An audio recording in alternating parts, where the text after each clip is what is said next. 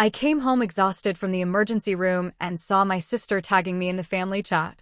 "Mom rented your coastal home out to pay my debt." Dad wrote, "Give her the keys and behave." I answered, "No." She sent laughing emojis. "You really think you can stop us?" I did not reply. Friday morning, Dad screamed, "What did you do to the locks?" Before I tell you exactly how I dismantled their entire plan and left them facing federal charges, I need you to understand what it feels like to be the family bank account. It was 4 in the morning on a Thursday. My nursing scrubs still carried the faint, metallic scent of dried blood from a massive trauma code we had worked on for 3 straight hours.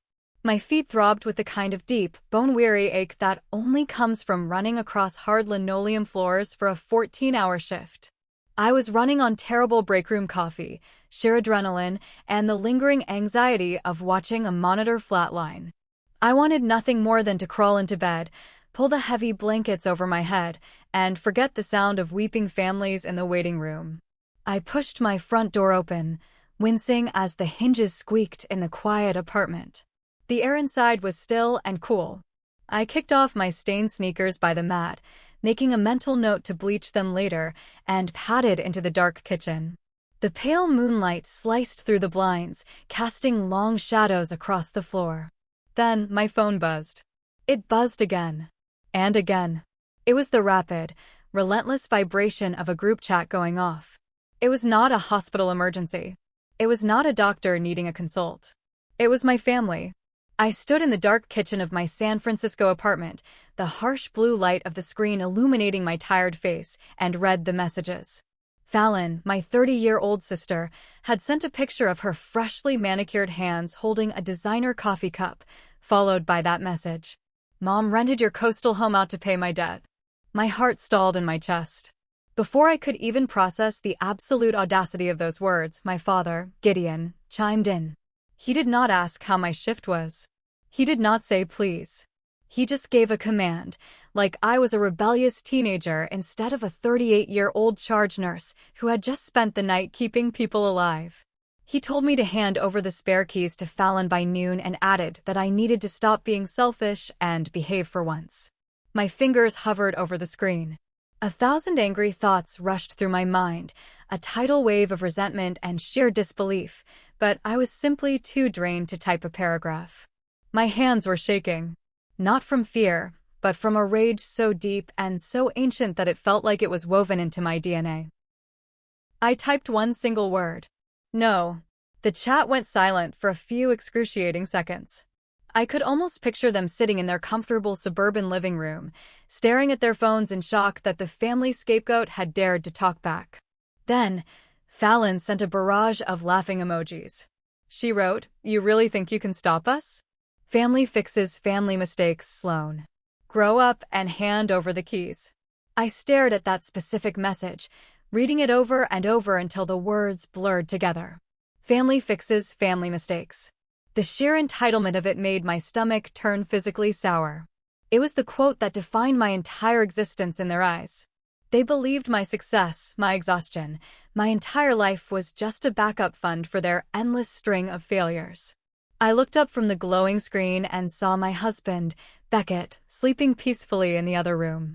His chest rose and fell in a slow, steady rhythm. He is a high school woodworking teacher, the calmest, most grounding force in my life. He did not deserve to have his peace shattered by my toxic family drama again. He had spent years watching them tear me down, watching me cry in the bathroom after their visits, watching me empty my savings to fix their problems. I did not type another word.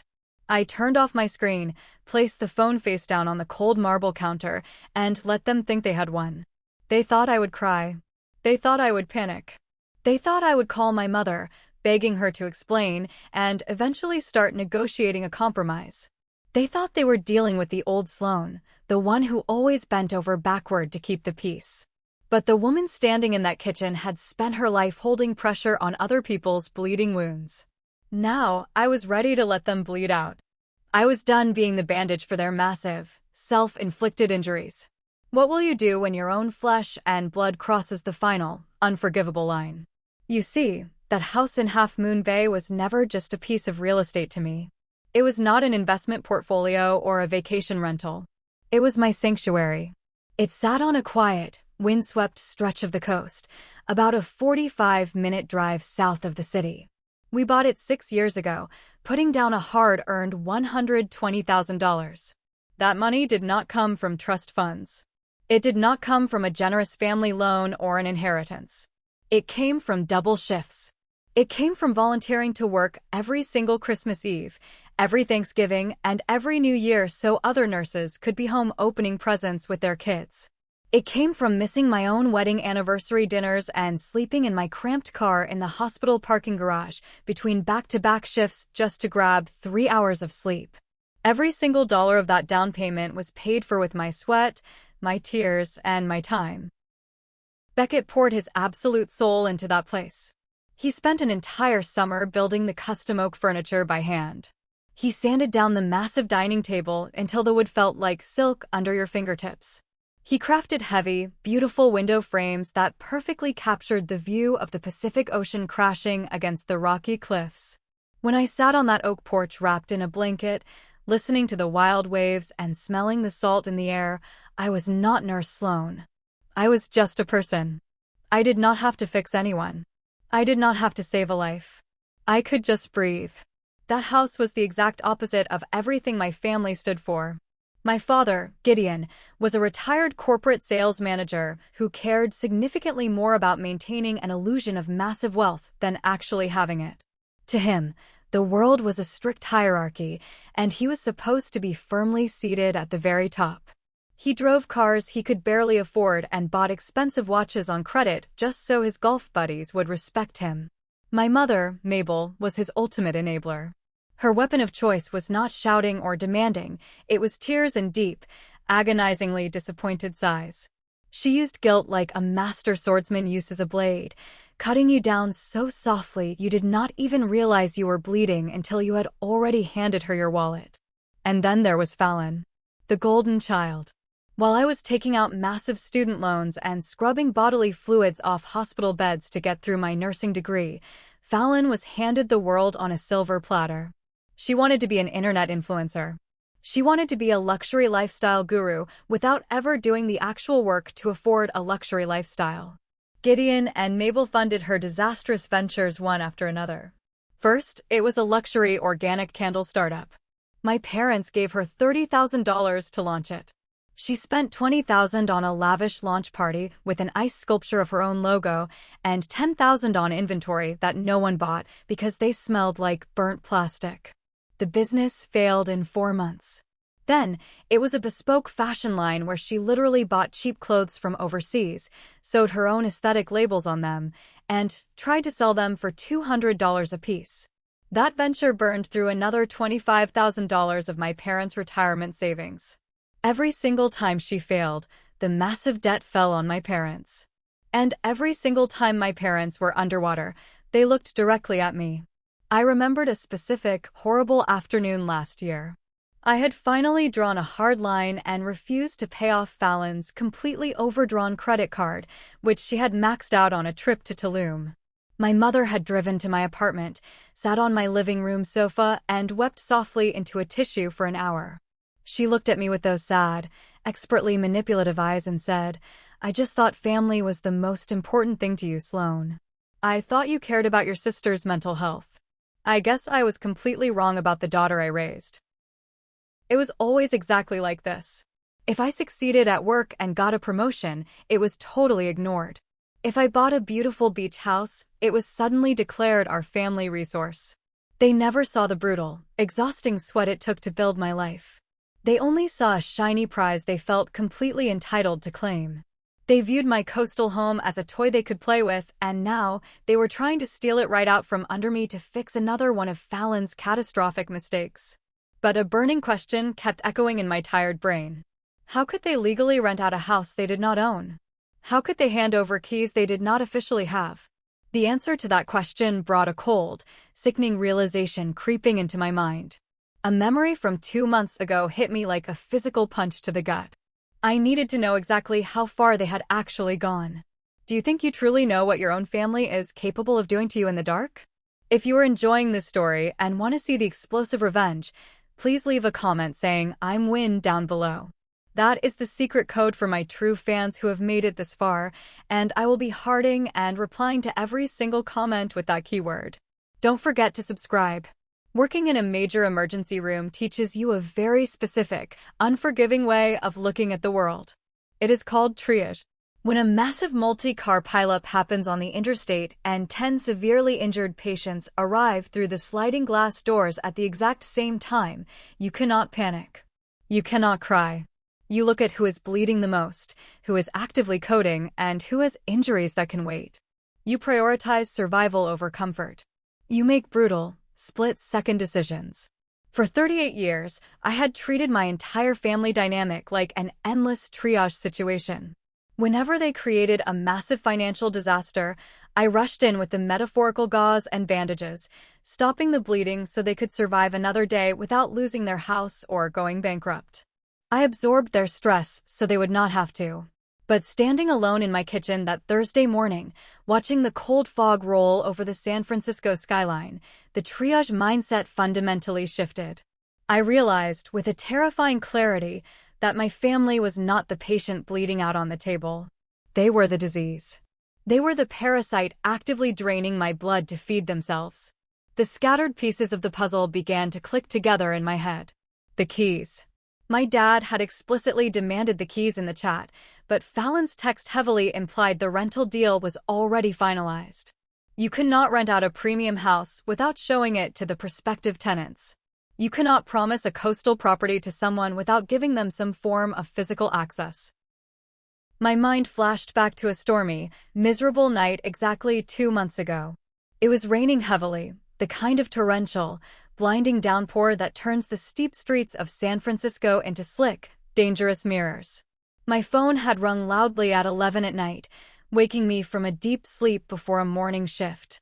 It was my father, and he sounded absolutely frantic. He said my mother was having severe chest pains, that she was struggling to breathe, and that she was stubbornly refusing to let him call an ambulance because she was terrified of the hospital bill. I did not even take the time to change out of my flannel pajamas. I grabbed my heavy medical bag, threw a yellow raincoat over my shoulders, and sprinted down to my car. I drove 30 minutes south down the flooded highway to their house in San Mateo, my heart hammering violently against my ribs the entire way, terrified I was going to find my mother dead on the floor. When I finally arrived, soaking wet, shivering, and breathless with panic, I burst through their front door.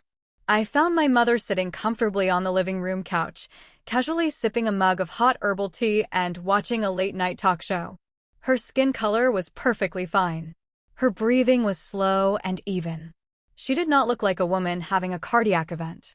She gave me a weak, totally unconvincing smile and said it was just a bad case of heartburn from eating spicy food, but she was so incredibly glad I came all the way out there to check on her. I had been so overwhelmed with relief that she was not dying that I physically collapsed into a heavy armchair in their living room. I left my large, heavy leather tote bag sitting entirely unattended on the entryway console table by the front door. I stayed in that armchair for an hour, manually checking her vitals, listening to her heart, and making absolutely sure her blood pressure was perfectly stable. While I was doing this, Gideon was pacing around the hallway. He kept stepping into the dark entryway, claiming he needed to make hushed phone calls to his brother about some family business. I closed my eyes now, standing in my own kitchen, remembering a very specific sound from that night. I had heard the faint, metallic slide of a zipper being opened and closed from the hallway. At the time, I was too distracted by my mother's fake medical symptoms to care about a zipper. But my heavy tote bag had my wallet, my hospital identification badge, and my thick keyring attached to an inner pocket. That was it. That was the exact moment it happened. My own father had used my mother's fake heart attack to intentionally lure me out of my house in the middle of a dangerous storm, purely so he could rummage through my personal belongings and steal the spare set of keys to the Half Moon Bay house. The sheer, calculated betrayal of it literally took my breath away. It felt like the air had been vacuumed out of the room. This was not just a case of family overstepping a boundary. It was a cold, malicious, premeditated theft heavily disguised as a life or death family emergency. They had deliberately weaponized my love for them and my professional duty as a nurse, completely against me. They had looked me right in the eyes, thanked me profusely for caring about them, while their greedy fingers were literally slipping into my bag to rob me blind. A profound, icy rage settled deep into my chest. It was fundamentally different from any anger I had ever experienced in my life. It was not hot or loud. It was dead quiet. It was incredibly focused. I knew right then and there that I was not going to yell at them. I was not going to send a long, emotional text explaining how hurt I was. I was not going to argue. I was going to let them walk right into their own carefully constructed trap. Are you ready to see what actually happens when the family scapegoat finally stops running, turns around, and locks the doors? I did not go back to sleep. I could not have slept if you paid me. By 8 in the morning on Thursday, the sun was fully up, and I was sitting aggressively at my dining table with my laptop open, a fresh cup of black coffee, and a yellow legal pad ready. I did not need emotions right now. I needed hard facts. I needed undeniable evidence. First, I picked up my phone and called my neighbor down in Half Moon Bay, a sweet retired school teacher named Martha who spent most of her days gardening and kept a very close eye on the street. I asked her casually if she had seen anything unusual happening around my property lately. Her voice crackled over the line, cheerful but slightly confused. She said, "Oh honey, I actually meant to text you. I saw a massive professional cleaning crew there yesterday afternoon. They were carrying out huge bags of trash and washing the exterior windows. I just assumed you and Beckett were getting it ready for the busy summer season." A professional cleaning crew. My stomach tightened. Gideon and Mabel were not just talking big in a text message, they were actively, physically preparing the house for someone to move in. Next, I opened a completely private browser window on my laptop and started aggressively searching premium short-term rental websites, executive housing networks, and private broker listings in the Bay Area. Because it was a high-end coastal property, I knew they would not just put it on a cheap classified site. It took me less than 20 minutes to find it. There was my beautiful sanctuary. There was a high-definition photo of my gorgeous oak porch. There was my living room with the stunning ocean view that Beckett had perfectly framed. It was proudly listed on an exclusive, high-end executive housing network under a fake, generic property management name. I grabbed my phone and immediately dialed the broker's direct phone number listed at the bottom of the site. I cleared my throat, forcing my voice into the brightest, most professional corporate assistant tone I could muster. I told the man on the line that I was an executive assistant looking to urgently secure a premium coastal property for my tech CEO boss, and I asked if the Half Moon Bay house was available for an immediate tour. The broker, clearly eager to boast about a successful deal, completely spilled his guts. He told me, "I am so sorry, but that property is actually officially off the market as of yesterday." He chuckled warmly. "I just finalized a beautiful 6-month corporate lease with a lovely older gentleman named Gideon Harper. He is acting as the authorized property manager for his daughter, who is a very busy doctor in the city." My blood ran absolutely cold. Authorized property manager? A busy doctor? Gideon had lied about my profession to make the story sound better. I kept my voice perfectly steady and asked the broker how their agency verified ownership for properties managed by family members, just so I knew for my boss's future reference. He proudly and confidently stated that they had received a fully signed and legally notarized power of attorney document directly from the owner, Sloane Harper. This document officially granted her father full, unrestricted rights to lease the property and collect all financial payments on her behalf. My father had forged my signature. He had fabricated a binding legal document, slapped a fake notary stamp on it, and submitted it to a legitimate real estate agency. But the real, earth-shattering shock came when the chatty broker mentioned the actual price of the lease. Because it was a premium corporate contract for a high-level executive, the wealthy client had agreed to pay the entire 6 months of rent completely upfront. The total sum came to exactly $45,000. $45,000. I stopped breathing for a second. My parents were literally stealing my house to collect a massive $45,000 lump sum payment. They had forged my name on a legal contract, stolen my keys from my bag during a fake medical emergency, and rented out my private, deeply personal sanctuary to a total stranger. This was no longer a toxic family dynamic where we argued over holiday dinners. This was grand theft. This was real, severe, actionable fraud. I thanked the broker politely for his time, hung up the phone, and stared blankly at the white wall of my apartment. The sheer, terrifying scale of their audacity was staggering. They really thought I was so beaten down, so heavily conditioned to accept their lifelong abuse, that I would just sigh, complain a little bit in the group chat, and let them get away with a massive real estate scam that could ruin my credit and my life. They genuinely thought the word family was a magic, impenetrable shield that protected them from the actual law. They were about to find out exactly how wrong they were. How deep does the rabbit hole of family lies and financial delusion really go before it collapses on top of them? While I was sitting at the table, still staring at the broker's website and trying to process the number 45,000, my phone rang again. The caller ID flashed with the name Aunt Delaney. Delaney was my mother's older sister, a bitter, highly critical woman who thrived on family gossip and considered herself the supreme moral judge of our entire extended family tree. She was the undisputed leader of what I privately referred to as the flying monkeys, the loud, annoying relatives my parents constantly deployed to harass me, guilt-trip me, and wear me down whenever I dared to step out of line and set a boundary. I took a deep breath, hit the screen record button on my phone to capture the audio, and answered the call. I barely managed to get a polite hello out before she started screaming into the speaker. "Sloan, I absolutely cannot believe how incredibly selfish and ungrateful you are acting right now," she barked, her voice shrill and echoing. "Your poor sister is in the middle of a massive life crisis, your aging parents are stressed out of their minds trying to help her, and you are hoarding an empty, useless beach house like a greedy dragon. You need to grow up and give your father the keys immediately before you destroy this family forever." I kept my voice completely deadpan, offering her absolutely zero emotion for her to feed her drama on. I simply asked, "Aunt Delaney, do you even know what Fallon's massive life crisis actually is?"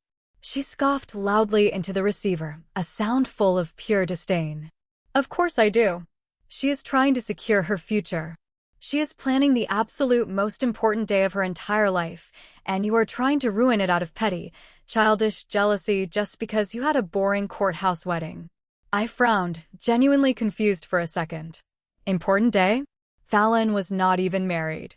She did not even have a serious boyfriend the last time I checked her endless social media feeds. I pushed a little harder, needing her to say the quiet part out loud. "What exactly is the $45,000 for, Delaney? Where is that money going?" There was a brief, incredibly arrogant pause on her end.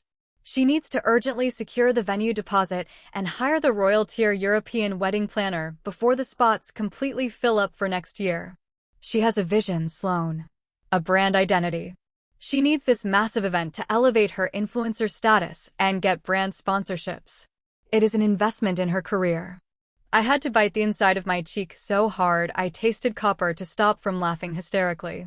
Fallon had somehow accumulated a $45,000 debt to a luxury wedding planner for a wedding that did not even legally or romantically exist yet. She was literally planning an imaginary, royal-tier wedding for her fake internet life, hoping it would make her famous, and my parents were committing felony fraud by stealing my house to physically fund her delusion. But Delaney was not done talking. She lowered her voice, sounding venomous and desperate. "And frankly, Sloan, I need that rental money to come through just as much as she does. I loaned your sister $20,000 directly from my own retirement savings fund to pay the non-refundable deposit for the imported floral arrangements. Gideon promised me I would be paid back in full by Friday afternoon, the absolute second the rental check clears from the broker. So stop being a spoiled brat and let the adults handle the business." I smiled. A cold, incredibly hard smile that did not reach my eyes. Aunt Delaney had just confessed to the entire criminal conspiracy on a legally recorded line. She had freely admitted the exact amount of money involved, the deeply fraudulent purpose of the funds, and her own direct financial stake in the crime. She was not just a flying monkey anymore. She was a willing co-conspirator actively expecting a massive payout from stolen funds. I kept my tone light and chillingly polite. I said, "Thank you so much for clarifying all of that for me, Aunt Delaney. I will make absolutely sure the adults handle the business from here on out. Have a great day." And I hung up the phone. I had the forged document details from the broker. I had the legally recorded confession of the exact motive and the money trail. I knew the exact amount of money and exactly where it was supposed to go. The picture was flawless. The only thing left to do was build a trap so tight they could never escape. Have you ever stood back and watched someone eagerly dig their own grave while loudly bragging about the quality of the shovel? At 3 in the afternoon, the front door unlocked and Beckett finally came home from the high school. He dropped his heavy canvas work bag by the door, took one single look at my pale face and the scattered notes on the dining table, and immediately knew something was catastrophically wrong. I did not cry. I did not shake. I just handed him my phone and let him listen to the full, unedited recording of Aunt Delaney screaming about the $20,000 and the fake wedding. Then I told him everything else. I told him about the chatty real estate broker, the massive $45,000 corporate lease, the forged power of attorney document, and the stolen keys from the night of the fake heart attack. I fully expected him to be furiously angry. I expected him to shout, to punch the wall, or to immediately call my father and curse him out. But Beckett is a master carpenter. He thinks like a builder. He measures twice, observes the angles, and cuts once. He listened to the entire story in complete silence, his strong jaw tightening, his dark eyes growing increasingly cold. When I finished speaking, he did not say a word. He just walked calmly over to his desk, opened his heavy laptop, and motioned for me to come sit down next to him.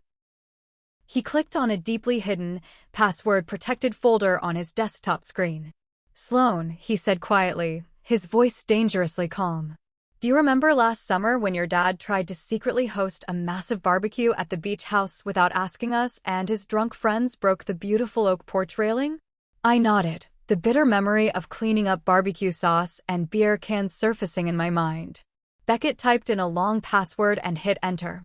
I never trusted him around our property after that day.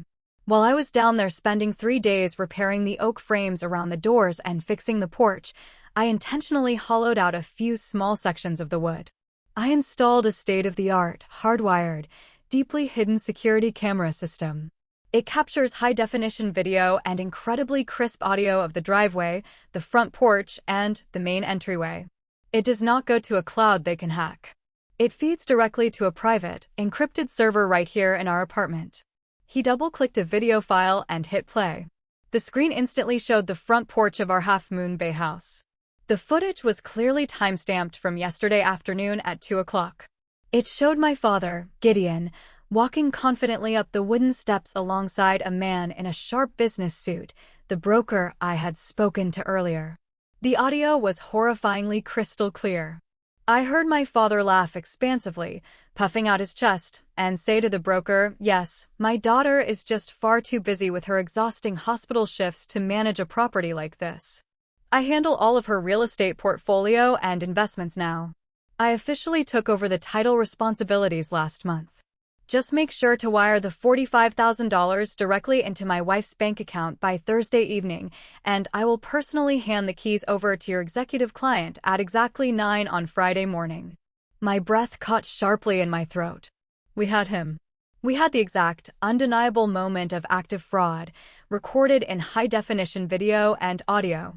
We did not waste another single minute discussing it. We grabbed our thick coats, grabbed my folder of evidence, and drove straight down the coast toward Half Moon Bay. The drive was incredibly tense, the massive Pacific Ocean crashing aggressively against the jagged cliffs beside the winding highway.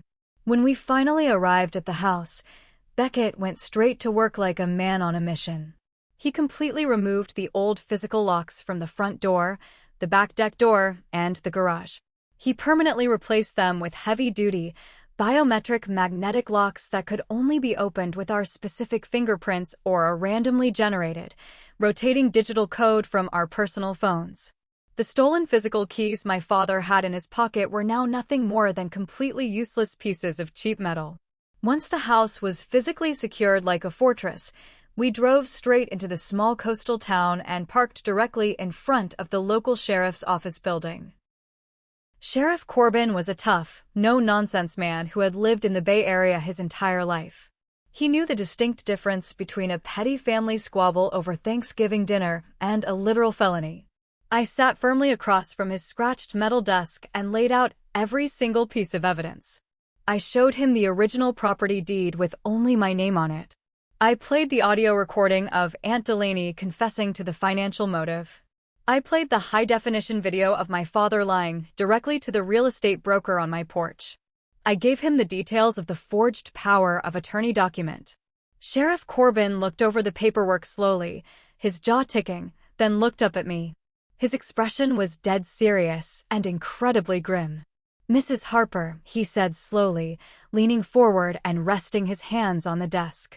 "Your father is actively planning to accept a very large sum of money across state lines using completely fraudulent legal documents. That is not a misdemeanor property dispute.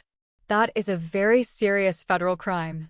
I looked him dead in the eye, feeling absolutely no sympathy, no guilt, and no hesitation. I said, "I know exactly what it is, Sheriff. And I want him arrested in handcuffs the exact second he tries to hand over those stolen keys tomorrow morning." The trap was now fully legally set. The steel jaws were open, waiting in the grass, absolutely ready to snap shut on the people who thought they could devour my life without consequences. The sun rose over the Pacific Ocean on Friday morning, casting a pale, milky light through the thick coastal fog. It was exactly 8 in the morning. The air was biting cold, smelling heavily of salt and wet pine needles. I sat in the passenger seat of Beckett's truck, parked about 50 yards down the winding gravel road from our Half Moon Bay house. We were perfectly hidden behind a thick grove of ancient cypress trees, giving us a clear, unobstructed view of the driveway and the front porch. Sheriff Corbin was parked in his unmarked cruiser right behind us, drinking black coffee from a thermos, patiently waiting for my signal. My heart beat a slow, heavy rhythm against my ribs. I was not nervous. I was not afraid. The panic that used to define my entire relationship with my family had vanished entirely, replaced by a cold, clinical focus. I was a triage nurse watching a fatal accident happen in slow motion, knowing exactly who was going to survive and who was going to crash. At exactly 8:45, a massive, gleaming black luxury SUV turned onto the gravel road. It was a rental, of course. Gideon Harper never owned a car that nice in his life, but he needed to look the part of a wealthy property manager. The tires crunched loudly over the stones as the vehicle pulled into my driveway. I watched through the truck window as the doors opened. My father stepped out first. He was wearing a sharply tailored navy blue suit, his hair carefully combed, his chest puffed out with the unearned pride of a man who believed he had just successfully stolen $45,000. He looked around the property, inhaling the fresh ocean air as if he personally owned the horizon. My mother, Mabel, stepped out of the passenger side. She was wearing a beige cashmere sweater, holding a designer handbag that I knew for a fact was bought on credit. She looked slightly nervous, constantly checking her reflection in the car window. And then, stepping out of the back seat, was Fallon, the golden child. She was dressed like she was already attending her imaginary royal wedding, wearing a flowing white linen dress, oversized sunglasses, and holding her phone out to film the scenery. She was probably recording a video for her non-existent followers about her new luxury lifestyle. They all walked confidently up the wooden steps to the oak porch. Beckett reached out and gently placed his warm hand over mine. We watched in silence. Gideon reached into his suit pocket and pulled out the heavy keyring. The keys he had literally stolen from my bag while I was checking his wife's fake pulse. He walked up to the heavy oak front door, humming a cheerful tune. He slid the brass key into the lock. He tried to turn it. Nothing happened. He jiggled the handle, his brow furrowing in confusion.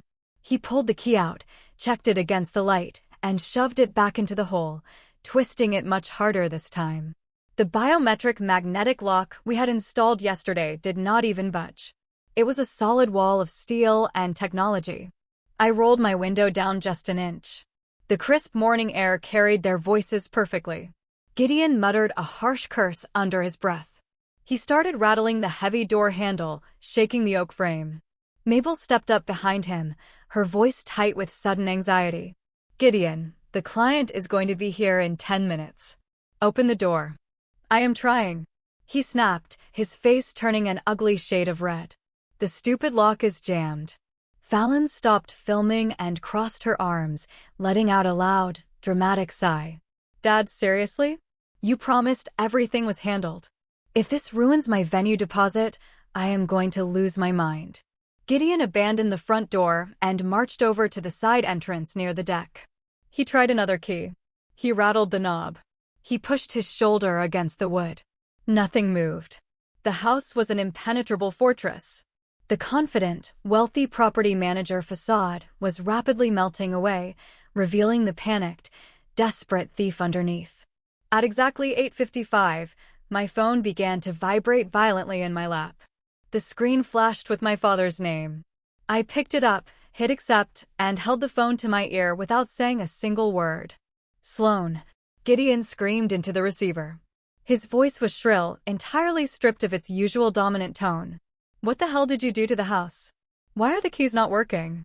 I sat in the quiet cabin of the truck, listening to the heavy breathing of the man who had tormented me for 38 years.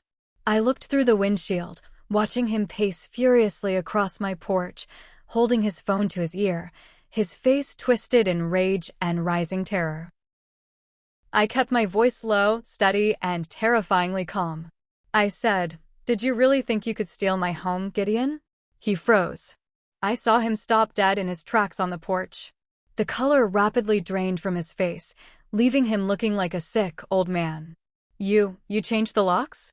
He stammered, the realization hitting him like a physical blow. "Sloan, you listen to me right now. I have a very important client arriving in 5 minutes. You need to give me the digital access code immediately. This is about family survival." I let out a soft, humorless laugh. Family survival. That is a very interesting way to describe $45,000 of wire fraud. Before he could scream another demand, a long, sleek black Lincoln Town car turned onto the gravel road, its tires crunching loudly in the quiet morning air. The client had arrived. I hung up the phone. I looked at Beckett, gave a single nod, and we stepped out of the truck. It was time to close the trap. Do you know what panic looks like when it finally catches up to arrogance? The air felt electric as Beckett and I walked slowly down the gravel road toward the house. Sheriff Corbin's unmarked cruiser followed closely behind us, the engine humming in a low, intimidating growl. By the time we reached the edge of the driveway, the black Lincoln had parked directly behind Gideon's rented SUV. The driver, wearing a dark suit, stepped out and opened the rear door. A tall, distinguished man with silver hair and sharp, intelligent eyes stepped out of the vehicle. He adjusted his expensive wool coat and looked up at the beautiful oak house with a polite, appreciative smile. I knew this man. I did not just know his name, I knew his entire professional history. It was Alistair, the chief executive officer of Apex Medical. Apex Medical was the largest supplier of advanced respiratory equipment in the entire state. Just last week, I had sat in a 3-hour board meeting at my hospital, directly across a mahogany table from this exact man, presenting my clinical evaluation of his company's new ventilators. He had shaken my hand, thanked me for my incredible dedication to the emergency room, and commended my nursing staff. The universe has a profound, almost terrifying sense of irony. Alistair was the wealthy client. His assistant had booked the premium coastal rental for him to use as a quiet retreat during his month-long business trip to the Bay Area. Alistair buttoned his coat and walked toward the porch, extending his hand toward my father. Gideon frantically wiped his sweating palms on his suit pants, pasting a horrific, trembling smile onto his face as he hurried down the wooden steps to greet him. "Mr. Alistair, welcome, welcome," Gideon said, his voice cracking slightly. "I am Gideon Harper, the authorized property manager. We are just experiencing a tiny technical difficulty with the smart locks, but my daughter is bringing the override code right now." Alastair shook his hand politely, though his sharp eyes immediately caught the nervous, frantic energy radiating from Gideon. "No problem at all, Mr. Harper. It is a beautiful property. I appreciate you arranging this lease so quickly."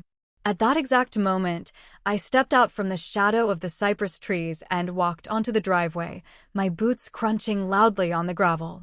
Beckett walked firmly beside me. Alastair turned his head at the sound of the footsteps. His polite smile faded into an expression of profound confusion. He squinted at me, recognizing my face instantly, but struggling to understand the context. "Nurse Ward?" Alastair asked, his deep voice carrying easily over the sound of the crashing waves. "What are you doing out here? Are you consulting at the local clinic?" Gideon whipped his head around. When he saw me walking toward them, his jaw literally dropped. He looked between Alastair and me, his brain violently short-circuiting as he realized the wealthy stranger he had just defrauded personally knew his daughter. I stopped 10 feet away from them. I did not look at my father. I kept my eyes entirely focused on the CEO. "Hello, Mr. Alastair," I said clearly, my voice steady and professional. "I am not here for a medical consult. I am here because this is my private home." Alastair frowned, looking down at the paperwork in his leather briefcase. "Your home?" "But Mr. Harper here told my broker he was managing the property for a busy doctor. He provided a legally notarized power of attorney." I pulled a manila folder from under my arm. I opened it and held up the original, watermarked property deed. My name, Sloane Harper, was the only name printed on the document. "I am a charge nurse, not a doctor," I said, making sure my voice was loud enough for every single person in the driveway to hear. "And this man is indeed my father. However, he is not my property manager. He stole my spare keys from my purse. He entirely forged my signature on that power of attorney document. And he listed my private sanctuary on the rental market without my knowledge, my consent, or my legal authorization." The silence that fell over the driveway was deafening. The only sound was the distant crashing of the ocean waves against the cliffs. Alastair's face turned into a mask of pure, unadulterated fury. He was a man who commanded thousands of employees and managed billion-dollar contracts. He did not tolerate being made a fool of. He turned slowly toward Gideon, who was now trembling so violently his teeth were practically chattering. "Is this true?" Alastair demanded, his voice dropping to a dangerous whisper. "Did you forge a legal document and sell me a fraudulent lease?" Gideon took a step backward, raising his hands in a pathetic gesture of surrender. No, Mr. Alastair, please, it is just a terrible family misunderstanding. She is my daughter. We share everything. It was just a miscommunication about the dates." He was drowning, and he was desperately trying to drag me down into the water with him. But I was standing firmly on the shore. "It is not a miscommunication," I said coldly. "It is a felony." And right on cue, Sheriff Corbin stepped out from behind the cypress trees, his heavy-duty boots echoing on the gravel, his hand resting casually on his utility belt. Have you ever seen a man's soul leave his body before he actually dies? Sheriff Corbin walked up the driveway with the slow, deliberate pace of a predator who has already cornered its prey. He did not yell. He did not unholster his weapon. His mere presence, wearing the dark uniform and the silver star of county law enforcement, was enough to suck the remaining oxygen out of the air. He tipped his hat respectfully to Alastair, then turned his gaze entirely onto my father. Gideon looked like he was about to pass out. Sweat was pouring down his forehead, ruining his expensive haircut. "Mr. Harper," Sheriff Corbin said, his voice deep and gravelly. "I have spent the last 12 hours reviewing a very interesting stack of documents. I have a forged power of attorney, a recorded confession of financial motive from a family member, and a security video of you standing on this exact porch yesterday, openly claiming to control a property you do not own." Mabel let out a high-pitched, terrified gasp. She pressed her hand over her mouth, her eyes darting wildly between the sheriff, me, and the shiny police cruiser parked down the road. Fallon had completely lowered her phone. The golden child looked entirely paralyzed, her designer sunglasses slipping down her nose. Sheriff Corbin turned his attention to the CEO. "Mr. Alastair, I understand your company executed a wire transfer to secure this lease. Can you confirm the exact amount and the origin of those funds? Alistair nodded, his face hardened with righteous anger. My corporate finance department wired exactly $45,000 yesterday afternoon. The funds were transferred from our primary corporate accounts, which are heavily regulated and based out of our headquarters in Dallas, Texas.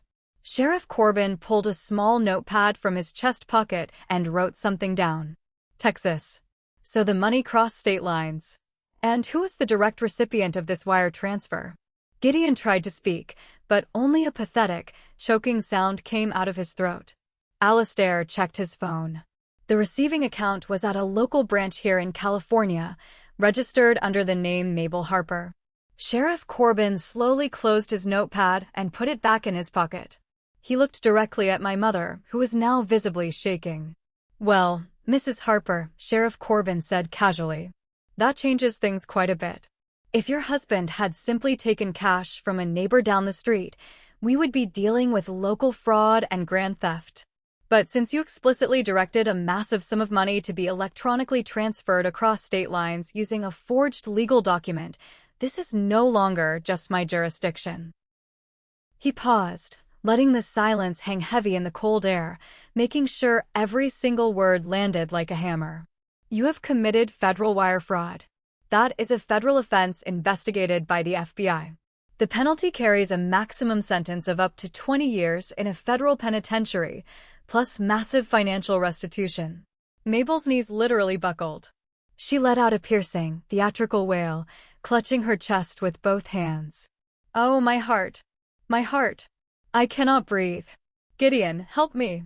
She stumbled backward, purposely leaning against the heavy bumper of their rented SUV, sliding down until she was sitting on the gravel, sobbing hysterically.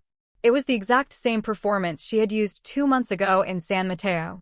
The exact same fake medical emergency they had used to steal my keys in the middle of a rainstorm. Gideon rushed to her side, shouting at me.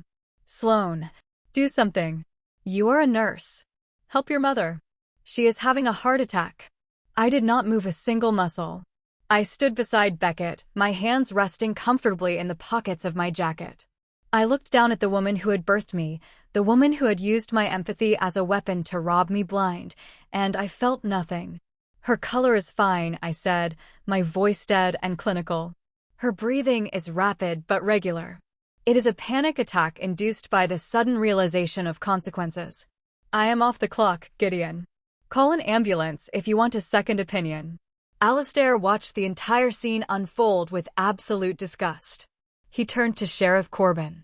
I will have my corporate legal team forward every single email, transaction record, and signed document to your office by noon. I intend to press full charges. No one steals from my company. He did not even look at Gideon again. He simply nodded respectfully to me, got back into his black Lincoln, and the driver smoothly reversed out of the driveway, disappearing down the coast. The money was gone. The victim was pressing charges. The police were standing right there. It was over. But just when I thought the situation could not possibly get any worse for them, the golden child decided it was her turn to shine. Do you want to see how arrogance destroys itself? Fallon had been standing frozen by the porch stairs, staring at the empty space where the black Lincoln had just been. Her brain, entirely accustomed to getting exactly what it wanted, simply could not process the catastrophic reality unfolding in front of her. As Sheriff Corbin pulled out a pair of heavy steel handcuffs and walked toward Gideon, Fallon suddenly snapped out of her trance. She marched aggressively across the driveway, her expensive white linen dress sweeping the gravel, her face twisted in pure, entitled rage. Wait! Fallon screamed, pointing a manicured finger directly at the sheriff. You cannot arrest him. You cannot freeze that money. That $45,000 belongs to me. Sheriff Corbin stopped, raising an eyebrow at the furious 30-year-old woman. Is that right, ma'am? Yes, Fallon shouted, her voice shrill and desperate. That money is the primary funding for my luxury event planning business. I have massive vendor contracts signed. If you freeze that bank account, my entire royal wedding event will be ruined, and I will sue this entire county for damages. She reached into her oversized designer handbag and aggressively pulled out a thick stack of folded papers, thrusting them directly into Sheriff Corbin's chest. "Look at this," Fallon demanded. "I am the sole registered director of Harper Luxury Events, LLC. My father legally transferred the property rental income rights directly to my corporate entity as an investor payout. I have the signed corporate resolution right here. I am the legal beneficiary of those funds." I watched in absolute, stunned silence. Beckett let out a low whistle of sheer disbelief beside me. Fallon, in her desperate, blinding panic to save her imaginary royal wedding, had just voluntarily handed the police physical, documented proof of a massive financial conspiracy. She had created a shell company, a fake LLC, specifically designed to receive and funnel the stolen rental money to avoid paying taxes on it. She was trying to prove she owned the money, but what she actually proved was premeditated money laundering. Sheriff Corbin slowly took the papers from her shaking hand. He unfolded them, his eyes scanning the incredibly incriminating legal jargon Fallon had clearly downloaded from some shady internet site. He read the part where Gideon explicitly signed over the funds from the Half Moon Bay rental to her fake company. "Well, ma'am," Sheriff Corbin said, his voice dripping with heavy sarcasm, "I want to personally thank you for making my investigation significantly easier. By claiming direct ownership of fraudulently obtained funds through a registered corporate entity, you just upgraded yourself from a passive bystander to a primary co-conspirator in a federal racketeering and wire fraud case." Fallon's face went completely blank. The aggressive entitlement vanished, instantly replaced by the terrifying realization that she had just willingly confessed to a felony on paper. "No," she whispered, taking a step back. "No, that is not what I meant. I am just planning my wedding." Before Corbin could reply, Fallon's phone began to ring loudly in her handbag. The screen lit up, reflecting off the gravel. It was her luxury wedding planner. The news of the frozen wire transfer had obviously bounced back to the vendor's bank. She answered it on speakerphone, her hands shaking so violently she almost dropped the device. "Hello?" The wedding planner's voice echoed across the quiet driveway, crisp and utterly furious. "Fallon? This is Genevieve. The $45,000 wire transfer for the venue and catering deposit just bounced with a federal fraud flag. My bank is currently freezing my accounts because of this transaction. Your event is entirely canceled. Do not ever contact my agency again." The line went dead. At the exact same time, my phone buzzed in my pocket. It was the family group chat. Aunt Delaney was blowing it up. Delaney wrote, "Gideon, why did my bank just call me? Why is the $20,000 loan I sent Fallon flagged for suspicious activity? Gideon, answer me. If I lose my retirement money over this, I will personally testify against you in court." The entire grand illusion had violently collapsed. The luxury business, the royal wedding, the wealthy property manager persona. It was all gone, shattered into a million unfixable pieces. They had tried to build a castle out of stolen money, and now they were standing in the ruins. Sheriff Corbin grabbed Gideon by the arm and firmly clicked the cold steel handcuffs around his wrists. Gideon did not fight. He just stared at the gravel, his shoulders completely slumped. Mabel was still sitting on the ground, weeping uncontrollably. Fallon was staring at her phone screen, hyperventilating as she realized her fake influencer life was permanently over. And then, my father slowly raised his head and looked at me. The final confrontation was here. What happens when the people who broke you finally beg you to fix them? Gideon stood there in his expensive navy suit, his hands bound securely behind his back in cold steel. For my entire 38 years of life, this man had been a towering, terrifying figure of absolute authority. He was the man who yelled. He was the man who commanded. He was the man who made everyone else feel incredibly small so he could feel huge.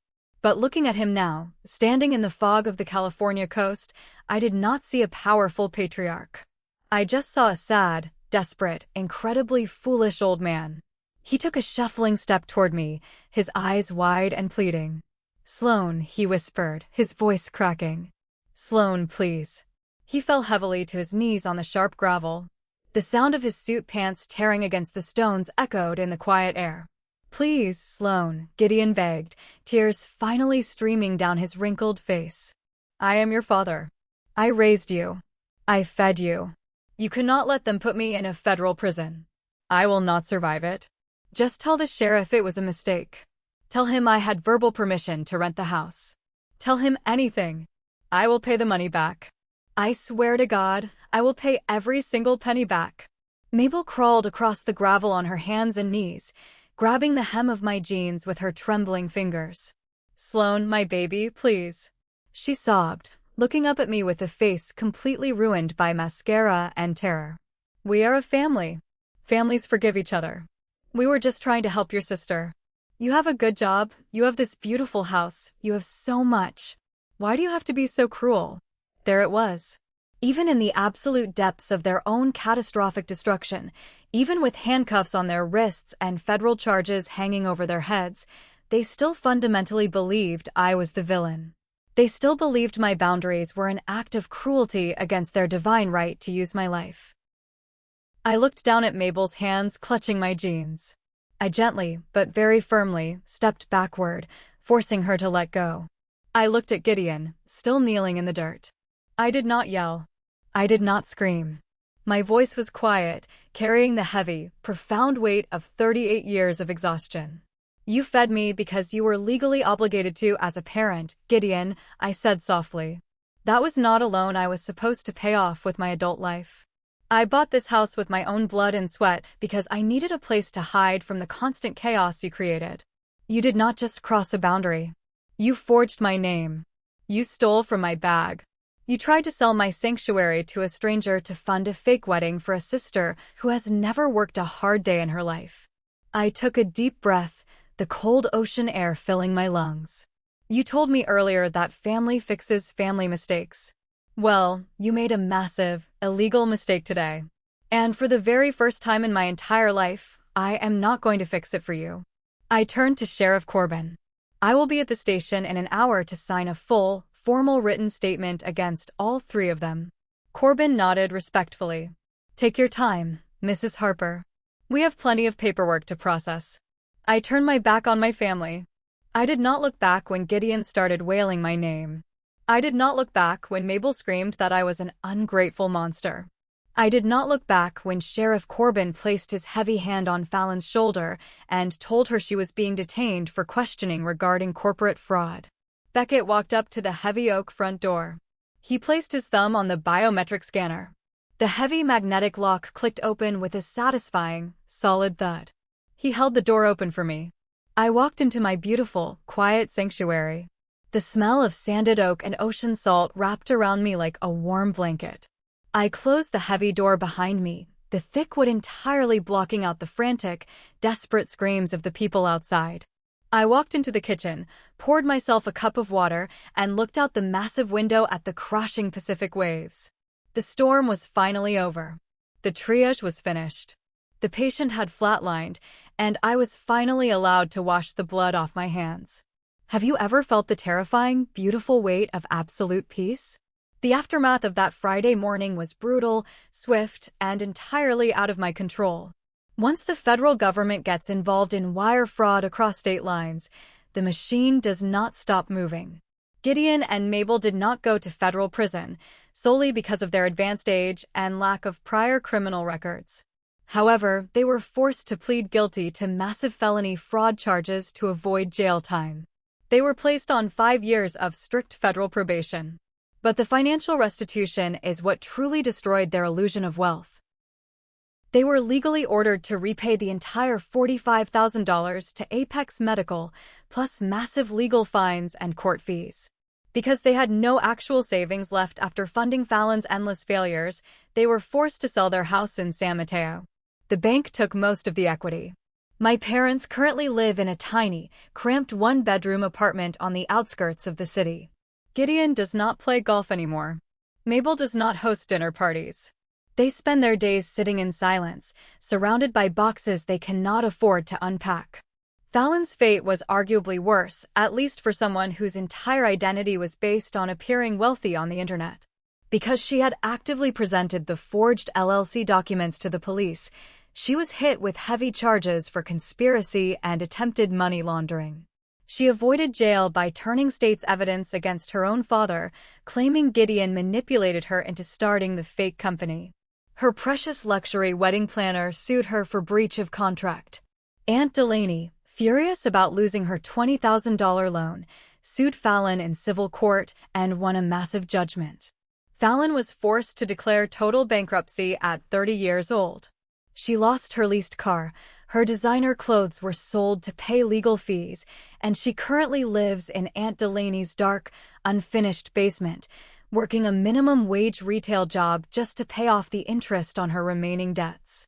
She has not posted a single photo online in over a year. I did not attend their court hearings. I did not answer the dozens of furious, hateful letters they sent to my hospital demanding I drop the charges. I simply blocked their numbers, returned their letters unopened, and went back to work. I still work in the emergency room. I still run across linoleum floors, and I still smell like antiseptic most mornings. But the exhaustion is different now. It is just physical tired. It is no longer the soul-crushing, suffocating weight of carrying 4 adult humans on my back. Last Saturday, Beckett and I sat on the oak porch of our half-moon bay house. The sun was setting over the Pacific Ocean, painting the sky in brilliant shades of purple and gold. I was wrapped in a thick blanket, holding a mug of hot tea. There were no strange cars in my driveway. There were no screaming relatives demanding entry. There was just the sound of the wind, the crashing waves, and the quiet, steady breathing of the man I loved. I realized something incredibly profound sitting on that porch. Boundaries are not acts of cruelty. They're acts of profound education. By telling people exactly what you will not tolerate, you teach them exactly how to treat you. Love does not mean letting people bleed you dry until you have nothing left to give. Kindness without a spine is just an open invitation for exploitation. My father believed he could steal my sanctuary because he thought my desire for family peace was stronger than my self-respect. He found out the hard way that when you finally push the family scapegoat completely into the corner, they do not just surrender. They lock the door, and they throw away the key. They still tell everyone who will listen that I am a monster. They tell their friends that I aggressively destroyed the family over a simple misunderstanding. But the beautiful thing about peace is that it does not require an explanation. I do not need them to understand my side of the story. I just need them to stay away from my door. If you have ever been the family ATM, the scapegoat, or the person expected to quietly fix everyone else's chaotic mistakes, I want you to hear this loud and clear. The money and effort you spend building a peaceful life are not debts you owe to the people who raised you. You are allowed to say no. You are allowed to lock the door. And you are absolutely allowed to let them face the consequences of their own destructive actions. They thought they could turn my sanctuary into a massive payday. Instead, they bought themselves a one-way ticket to absolute ruin. And I finally got to sleep through the night. Has your family ever tried to cross a massive financial boundary, and how did you finally stop them? Let me know your story in the comments below. If you found this story empowering, please hit that like button, subscribe to the channel for more incredible Reddit drama, and share this video with anyone who needs a reminder to finally stand up for themselves. Thank you for listening, and I will see you in the next one.